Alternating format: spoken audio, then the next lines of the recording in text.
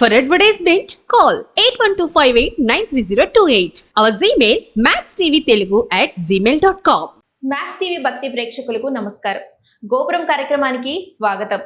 ఈరోజు స్టూడియోలో మనతో పాటు ఉన్నారు ప్రముఖ ఆధ్యాత్మికవేత్త డాక్టర్ శ్రీ రాజన్ నంబూద్రి గారు. నమస్కారం గురుగారు. నమస్కారం అమ్మా.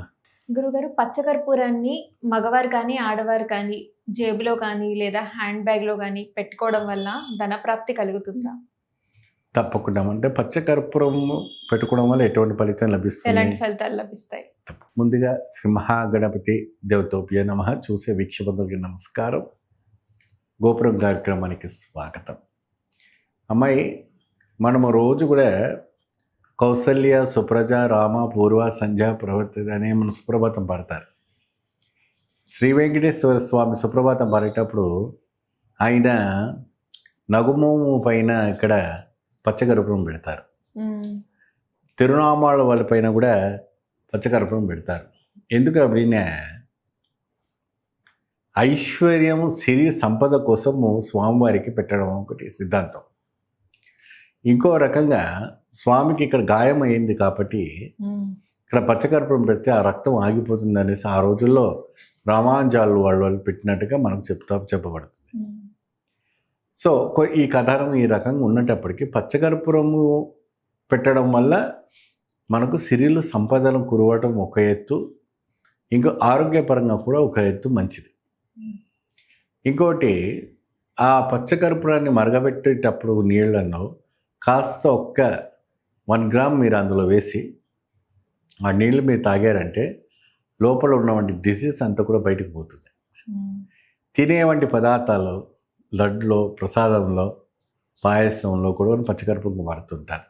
ఎక్కువగా వాడితే అది చేదుగా మారుతుంది. అయితే ఈ పచ్చకర్పూరము మనం పర్సులో పెట్టుకోవడం, మహిళలు దగ్గర పెట్టుకోవడం వాళ్ళ ధనాన్ని ఆకర్షిస్తుంది. అంటే 100% ఆకర్షిస్తుంది. ఎలా ఆకర్షిస్తుంది అప్పుడే మనం పోయిన ఒక పని మీద ఏదైనా కూడా ఏ వర్క్ మీద అయితే మనం వెళ్తున్నామో ఆ వర్క్ మీకు సక్సెస్ఫుల్ అవుతుంది. దానికి తిరిగి ఉండదు. ఇంకా మీరు పట్టుకున్నంత కూడా బంగారం. అంటే నెగిటివ్ అని ఉండదు, మీకు పాజిటివ్ ఎనర్జీస్ వస్తుంది. ఏమొస్తుందమ్మా?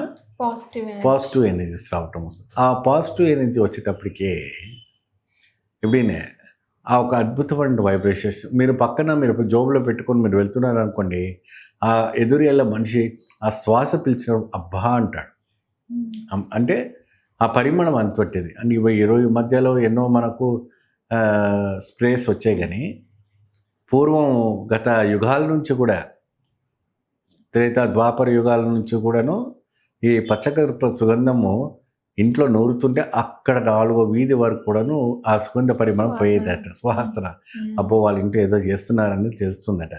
ఇప్పుడైనా కూడా మీరు తిరుపతికి వెళ్ళినారంటే అక్కడ స్వామికి ప్రసాదం చేస్తున్నారంటే అక్కడ అంత పచ్చకర్పూర సువాసన ఉంటుంది.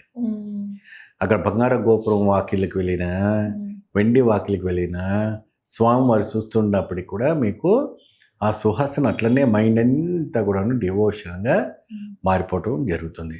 అందుకే ఇంట్లో కూడా మీరు ఏం చేస్తారంటే ఈ మధ్యకాలం కూడా కోన్స్ టైప్స్ మీకు పచ్చకర్పూరం రావటం అనేది జరుగుతుంది. ఇంట్లో పెట్టుకోవడం కూడా పాజిటివ్ ఎనర్జీస్ రావటం, ఆ పచ్చకర్పూరం పెడితే మంచి సుగంధ పరిమళం రావటం అనే మాదిరిగా చేయటం అనేది జరుగుతూ ఉంది. అంత మాదిరిగా చేసుకోవచ్చు. సో ఒక ప్యాకెట్లో ఒక 10 గ్రామ్స్, ఎక్కువ కాదు, ఒక 10 గ్రామ్స్ తీసి కవర్లో పెట్టుకోండి. లేదా ఎరుపు రంగు వస్త్రంలో ఫోల్డ్ చేసి ప్యాక్ చేసుకొని మీరు పాకెట్లో కానీ పర్సులో కానీ పెట్టుకోండి.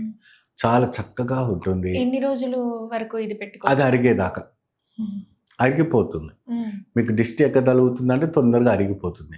అది అరిగేదాకా అయిపోయిన తర్వాత మళ్ళీ ఇంకొన్ని ఆ రకంగా మీరు ప్రొసీడ్ అయిపోతే మీకు అద్భుతమైన ఫలితాలు రావటం. అది బయటికి వెళ్ళేటప్పుడు ఇంట్లో ఉన్నప్పుడు అయితే ఎలా గురువు గారు? అంటే మంచం దగ్గర కానీ అలా మంచం దగ్గర పెట్టుకోవచ్చు, దిండు కింద పెట్టుకోవచ్చు. దిండు పెట్టినా కూడా నల్లులు అలాంటివి కూడా ఏమి రావు. అంటే ఈ మధ్యకాలం నల్లులు బాగా తిరుగుతున్న ఫ్యాషన్ అయిపోయింది. అది రక్తం తాగుతూ లేని చర్మ వ్యాధి రావటము, మనుషాన్ని పీడించి తినడం అంటే ఒక రోగదాయక రావడం అంటే రావడం జరిగింది. కాబట్టి అవి కూడా మనం ఒక రకమైనటువంటి క్రిముల నాశనానికి కూడా పనిచేస్తుంది. ధన్యవాదాలు గురుగారు. థ్యాంక్ యూ మా. విన్నారు కదా గురుగారు చెప్పిన సలహాలు సూచనలు.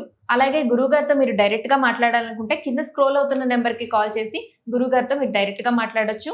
అలాగే గురుగారిని కలవాలనుకుంటే ఒకరోజు ముందుగా అపాయింట్మెంట్ తీసుకోండి. అలాగే మళ్ళీ తిరిగి గోపురం కార్యక్రమంలో మళ్ళీ కలుసుకుందాం. అంతవరకు నమస్కారం.